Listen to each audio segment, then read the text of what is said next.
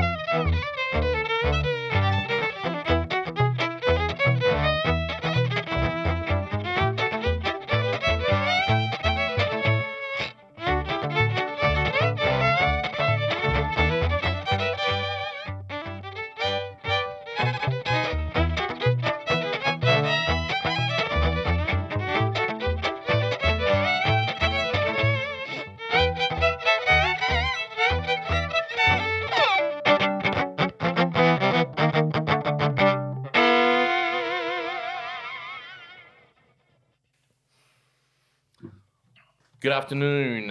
You're watching the PHATCAST. I'm your host, Colin Reynolds, and today my special guest is Mr. Charlie McCARTHY. Colin. How you doing, Charlie? Really great, Colin. Excellent.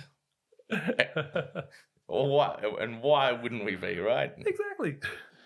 Now, that little original arrangement of yours you just played. Yeah. What was the name? Well, we're going to call it Sweet Loopy Georgia. Sweet Loopy Georgia.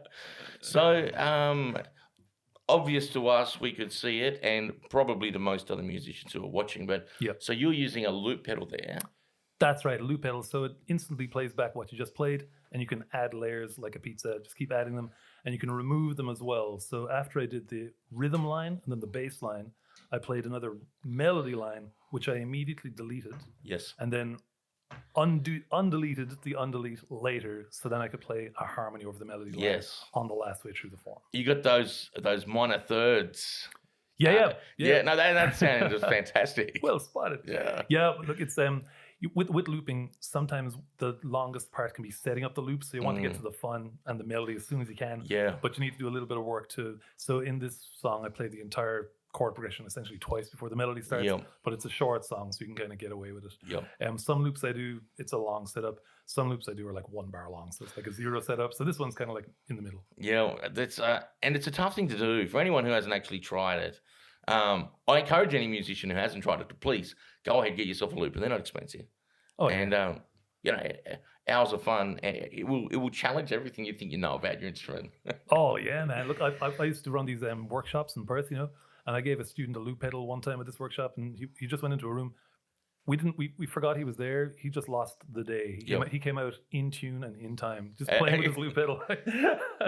That's it. I mean, you can play with a metronome, or you can play with yourself. Yeah, it makes so much more. What do you hear instantly? I get kids to play scales like in the middle of a lesson. If they're not quite getting it, I'll get them to play a scale, then play a scale of thirds over their first scale, and they'll go, "Well, that first scale is wrong." I said, well, why don't you let's work on that now, and then you can hear yourself right back again. So it's a great. It's after transcribing, I reckon it's the best practice tool.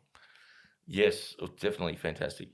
It will, once again, instant feedback. It will show you where your timing really wasn't on point there, etc. Well, especially if you're doing like so that bar was a maybe 16 bar loop, or the Sweet Georgia around 16, I think.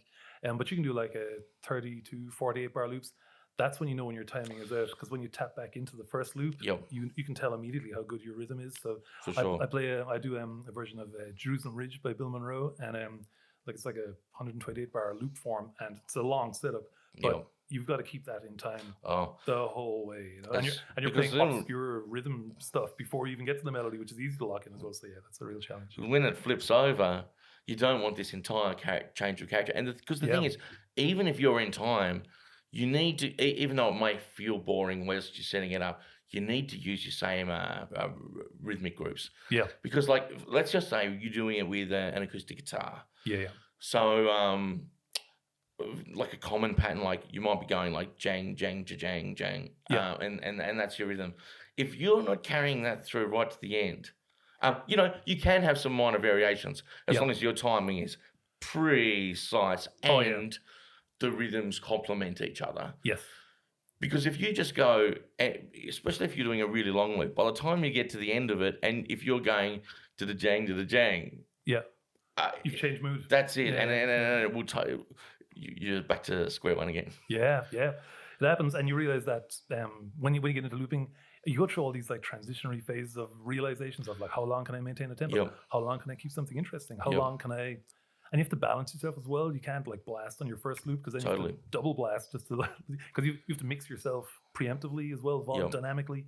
It's a great way to consider. You're kind of covering all parts of the ensemble, like the triangle, like melody, harmony, and groove. Like you're all those bits and sometimes simultaneously, sometimes later you're the groove. So it helps you as a violin player, as a predominantly melody player. It really helps you understand what other people in your band are doing too. So makes you a better follower. Makes you a better leader. Well, as like the lead or soloist, it forces you into that accompanist role. Oh, that's the best thing, man. Improvising is one of my favorite things, but improvising doesn't imply soloing. No, you can improvise an accompaniment. Absolutely. Most people, like a bass player, is constantly improvising an accompaniment in jazz. And again, as growing up as a melody violin player, I didn't even realize. I thought improvising was solos. It's not. No, improvising is everything. Improvising is banter. Improvising is everything. It's really cool.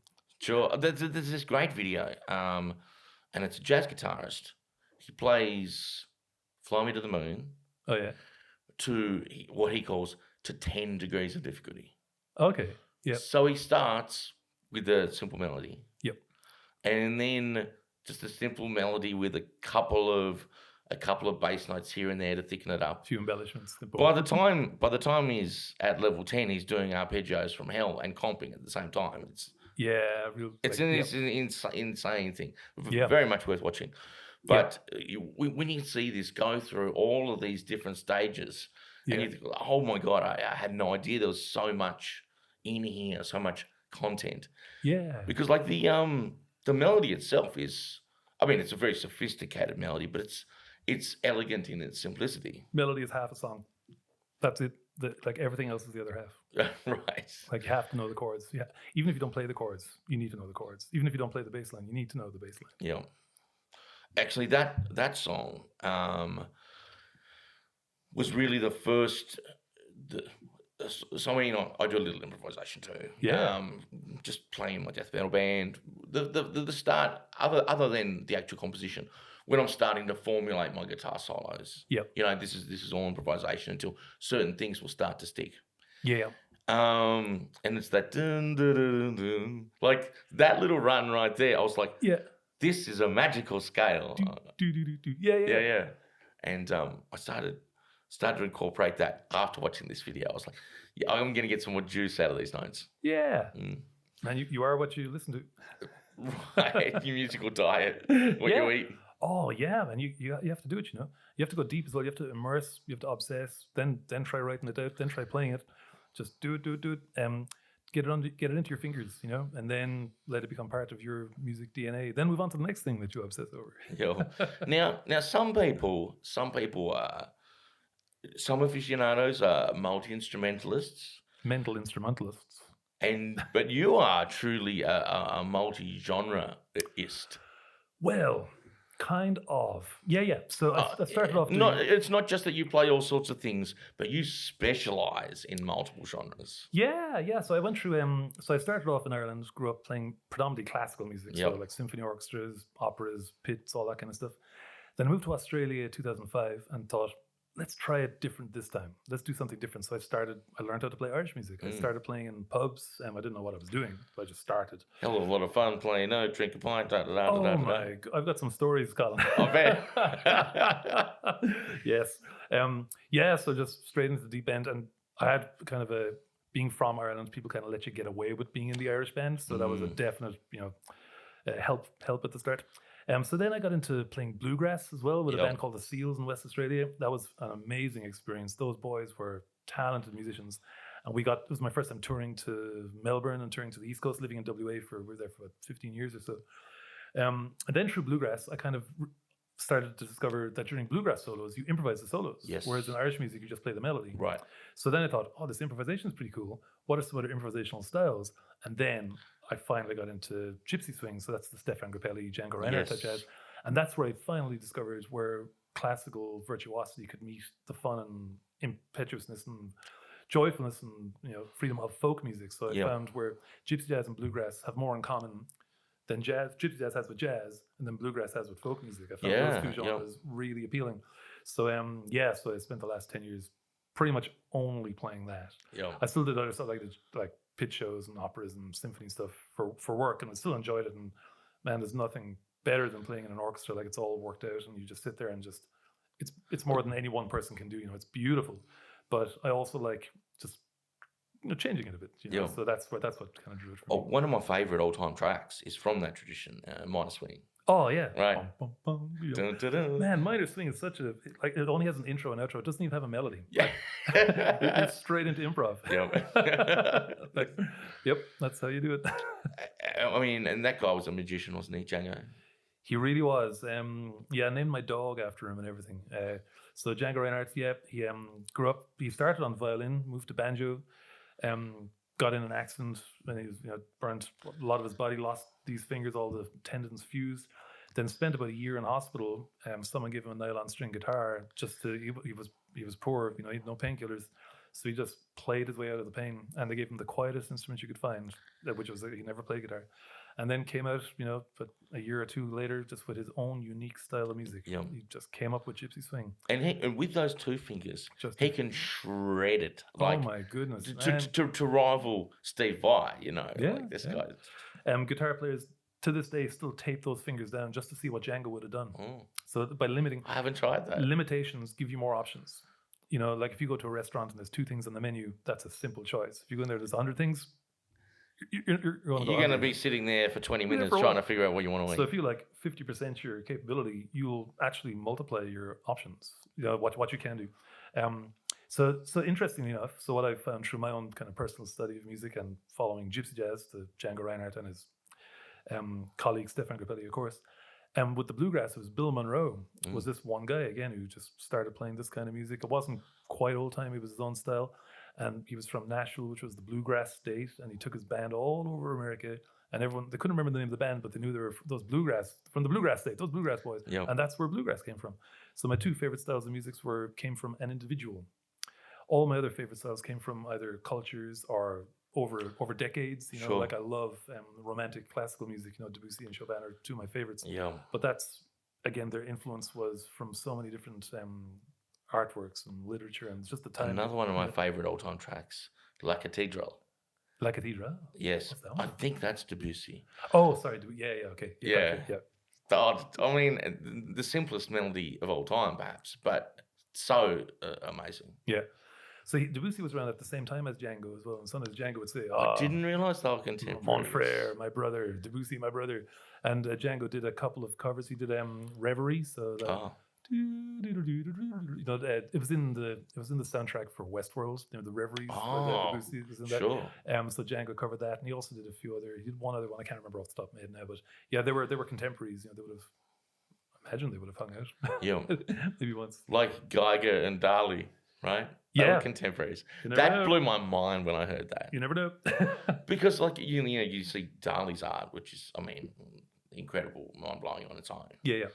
And Geiger's art, which is also, sure, that's mind-blowing, but in a very, very different kind of way. Mm. But, you know, Dali's like one of Geiger's like main inspirations. Yeah. Time periods are bizarre. Like when you think about who existed at the same time, like in all art forms, and what art form influenced other art forms as well. How about that's cool stuff? How about the now I may get some of this wrong, but there's this great chart that shows, for example, Cleopatra lived closer to our time than to the time of the pyramids. Yeah. For example, and check this out. Huh. Oxford University was like older than like the Parthenon or something like that. Really? Yeah, no, it's incredible. That's interesting. Far out. This chart, someone on the internet has compiled all of these sort of mind-blowing facts. Yeah. Wow. And for example, that, you know, we lived closer to the T-Rex than the T-Rex did to like the Allosaurus or something like that. When you think about time period. Because of these massive gulfs of time. Man. What's next? What's next? Okay, so you've got this wealth of experience in these different genres. Sure. Your daytime job, you're a music teacher. Music teacher, yeah. So I was head of strings of Perth College for 12 years, and I was head of strings of Collegiate here in town for about 5 years. And then right at the start of COVID, I thought, you know what, let's take a little break. Let's write some books. Yeah. And then COVID hit, and then, you know, there's no more work. So you've just recently released 2 books. Yeah, three. One's a PDF online. It's like, so $5. It's not in print, and it's about 20 pages. It's What's small. The focus of this book? So the PDF online is how to play rhythm fiddle, so how to improvise an accompaniment. Yeah. Over folk music, so like 3-chord turnarounds, keys D, G, and A. Yeah. But just how to hear a tune and then go straight to accompaniment, knowing what's next, and focusing on thirds and fifths of the chord. So shuffling, what a violin player would do. It shows you how to play the bass part as well, but generally, in range, you're probably going to be playing with a guitar player. Yes. And they probably have that part covered. So, yes. So that's the first. That's book 4. There's 5 books. There's 2 I slipped to write. Book 1 is all about improvising accompaniment and soloing, improvisational accompaniment soloing. That's mainly focused on gypsy jazz. Yeah. And the 5th book, which is just out now, is about playing the Irish fiddle. So how to learn a tune by ear. Now this is the book that's in print. Just came out about a week ago. And that would be. That's this one. This lovely volume right here. So that's my new book. This classical appearance. So it's all about how to play Irish fiddle, and 3 chapters: technique, tunes, sessions. Yep. So technique and it's all transferable skill sets. If you can play the violin, you can play everything in this book. Yep. There's nothing new. It's just combinations of stuff you already know. That means transitive logic. I can't play the violin. I can't play anything in this book. Oh, if you have an instrument, this book is for you. All right. Yeah, okay. Absolutely. Yeah.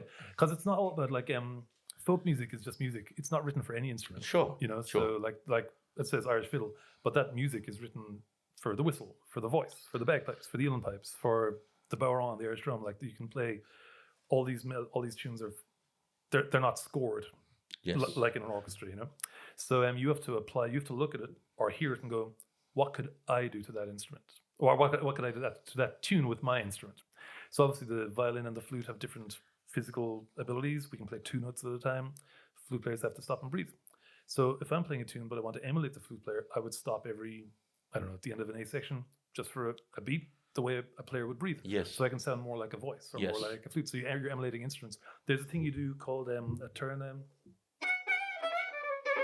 like a where you're emulating an uilleann pipe player not quite covering a hole fully. So you get a little hiccup when the pop tops and stuff. So there's all these instrumental emulations that you're applying through technique to make it sound part of the overall gestalt of the form. So yeah, so it... What a great word. Regardless of what instrument you play, it will sound like a fiddle.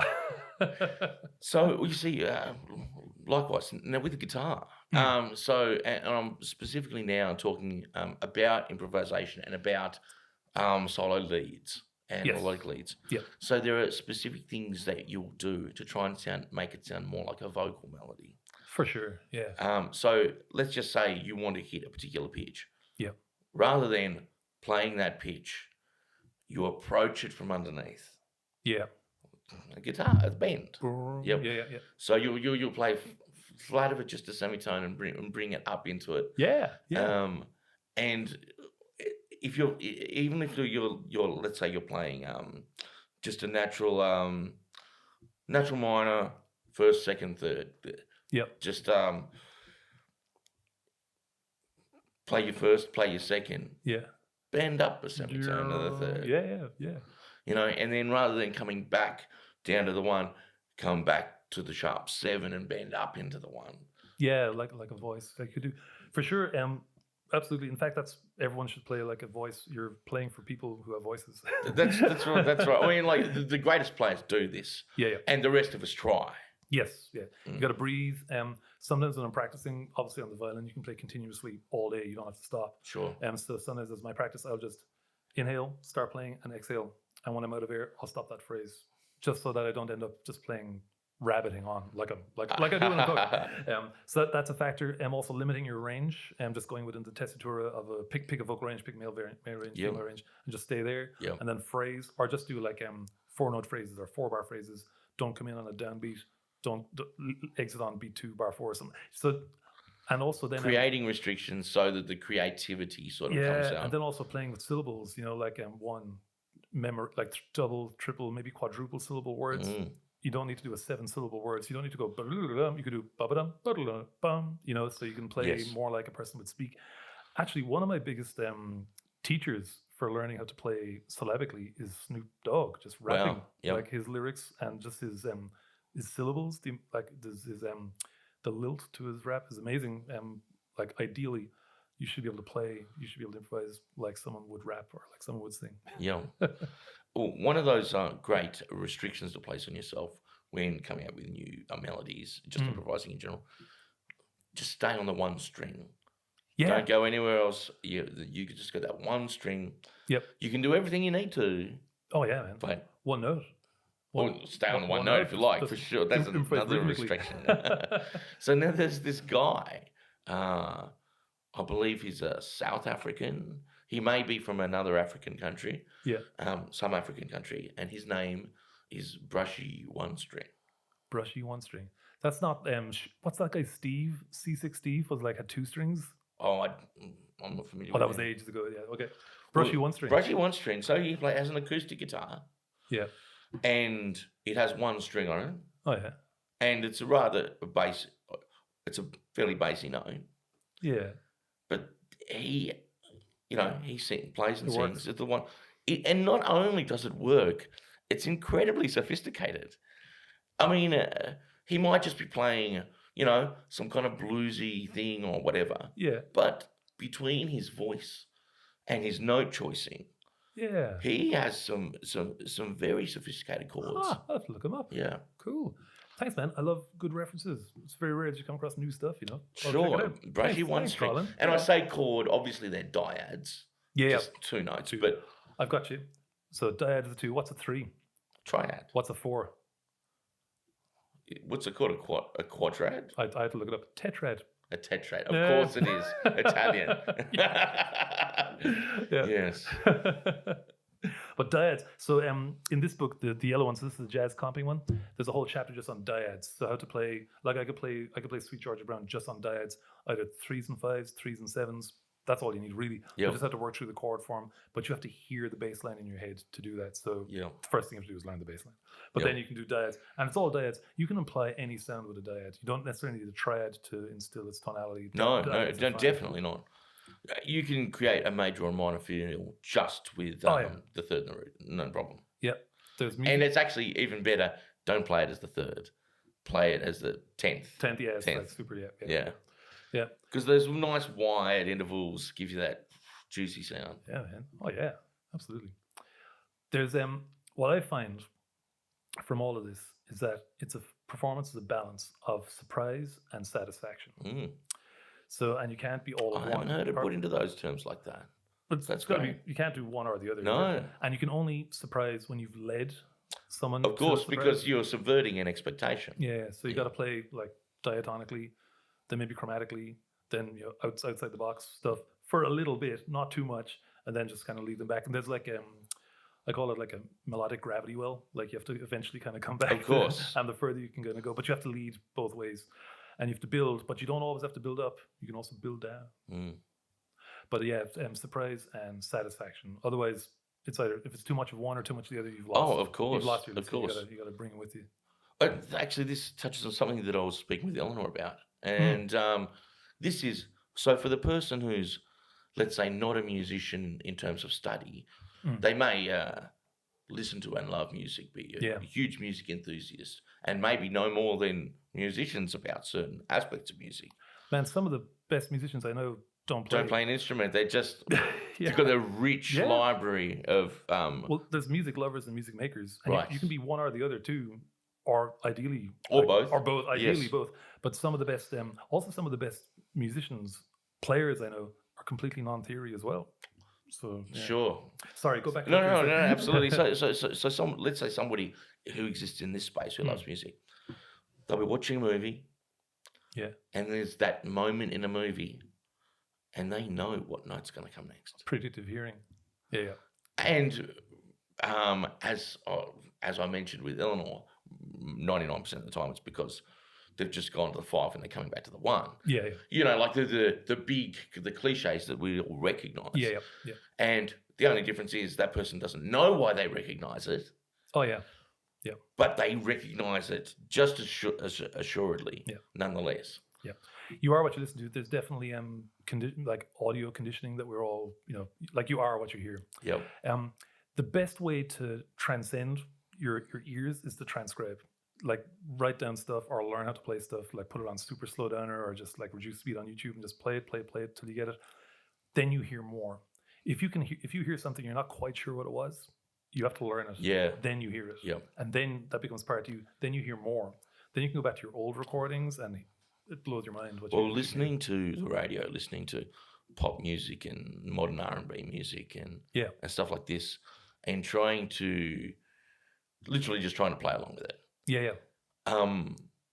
That has taught me heaps about all of the things. I'm just realising how little of a clue I've really got about this broad world of music.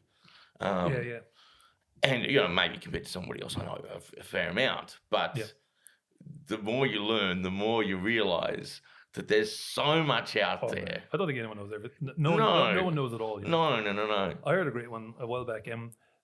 As the sphere of my knowledge increases, so does the perimeter of my ignorance. Yes. I don't know who said that. I'm familiar with the quote too. Yeah, so like the more you know you don't know. Yes. I think that's beautiful. And you have to understand that the hardest thing, well, not just that hard, but as a teacher trying to tell kids, look, there's so much to know out there, you're never going to know it all.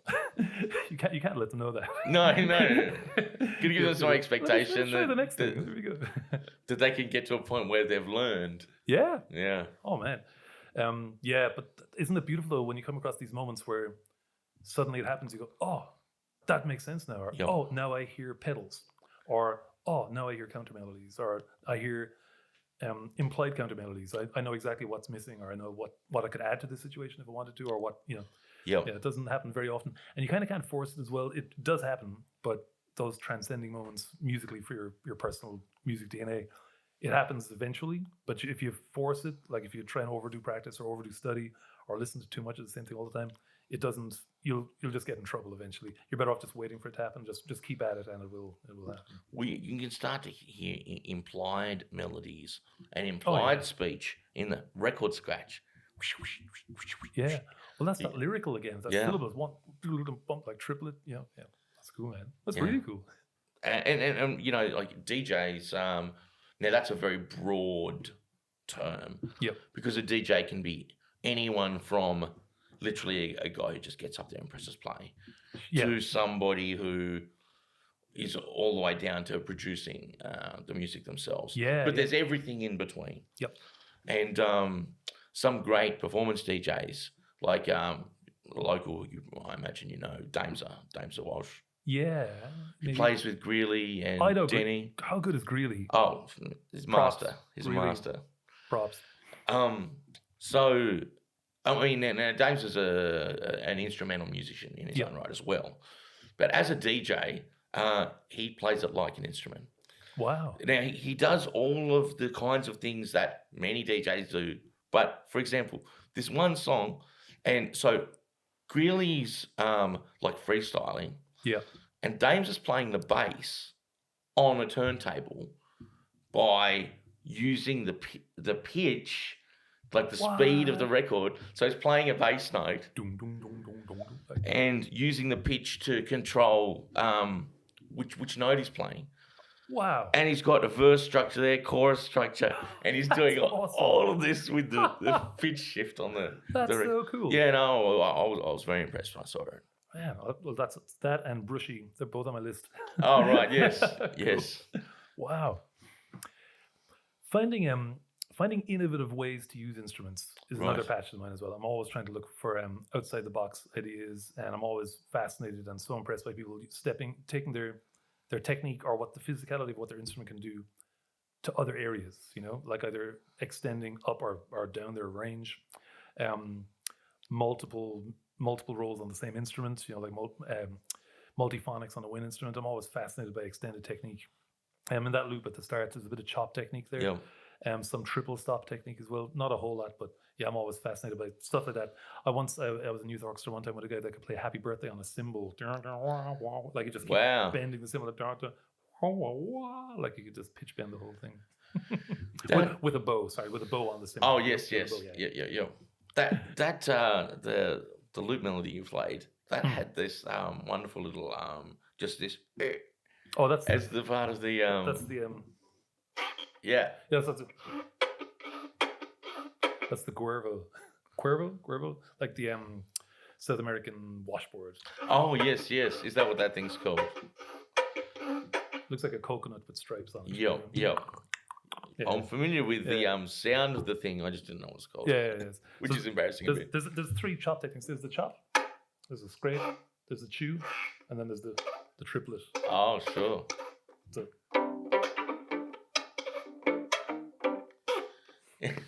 Okay. Oh, the bow. Oh yeah, I got a bow. This is a very unique bow. This one. So this bow, in conjunction with Philip Smith, the amazing luthier in Hobart, makes double basses instruments, makes bows. So he handmade this bow out of amazing Brazil wood. So this bow is... Of course, in Brazil, they just call it wood. They just call it wood, just like the nuts. So, this bow is modeled on a type of Baroque bow. So Baroque is like a couple hundred years ago. So the modern violin bow, I don't know if you can see it, but it's a curved stick. Yes. It's convex that way. So when you press down harder on the strings, the hair gets tighter. So you can press one string down harder. Whereas this one is the complete opposite. When you press harder, it wraps around the strings. Yes. So you can play... So you can get chords, or you can get melody notes as well. Yep. So so it's a really cool bow. It's the chord bow with Philip. So Philip made it. And I use it for accompanying students. I use it at gigs sometimes. Sometimes if I'm playing rhythm. So sometimes I play with my jazz trio with Harry Edwards and Isaac G. So the Harry Edwards trio or quartet with Felicity Lovett. Sometimes Harry and I play duet gigs, and playing a violin, sometimes it can be tricky to accompany a guitar player when they're playing, so you lose a lot of the chords. So that song, Minor Swing,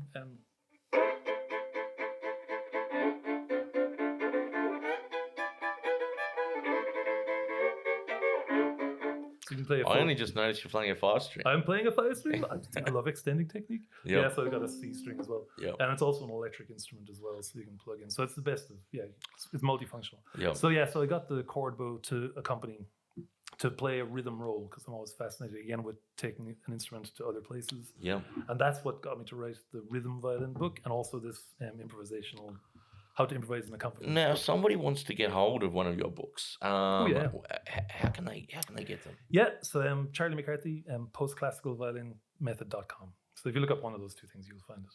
And they're in McCann's Music in town as well. Excellent. Get them at McCann's. Go see the guys at McCann's. And they're great. And it does say violin, but it's maybe like 20% violin specific. The rest is just music. It's all music. They're music books, but if you play violin, it's very suitable for you, because all the jazz books I've got are guitar books.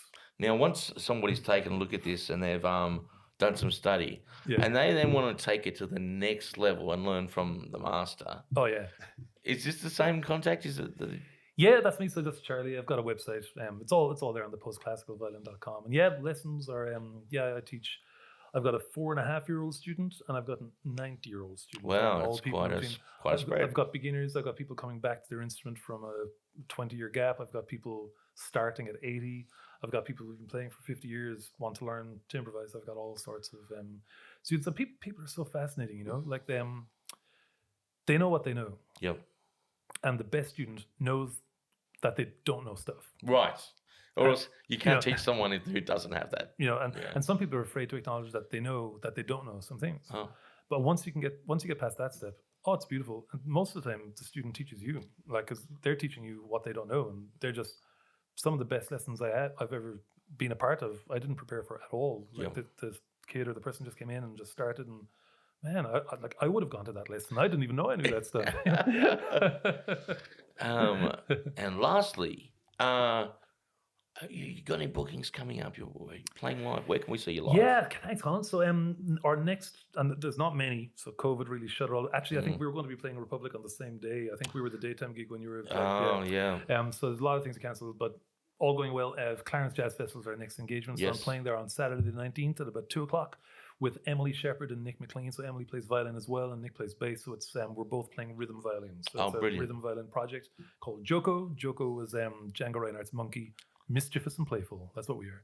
So Joko. And I'm also giving a masterclass on the following day along with Katie Rocher, what's the sax player from Launceston, Spike, and there's another lady I haven't met her yet. I forgot her name. Sorry, I think it might be Nicole. I forget now. But there's 4 of us giving back-to-back classes. That's who I was opening for at the Reef. Was it really? Spike Mason, yeah. Oh, he's so good. Oh, I've only met him the one time, but man, he's a legend. Yeah. He's cool. He does amazing work up in Launceston. He's got that composer's lounge. He's got a jam every week as well. He's very organized gentleman. And I love how he really does deconstruct the jazz. Yeah. Like he's like, okay, this is my arrangement of giant steps, and then he'll go. And you're like, hang on a second, what's he doing here? 3 minutes later, you understand the first phrase. Wow. You know, he's really doing some great stuff. That's legit. That's cool. So that's the next 2. After that, calendar's pretty bleak. Not much. Oh, hang on. I think we might have something in the Salamanca Arts Centre on March 26th.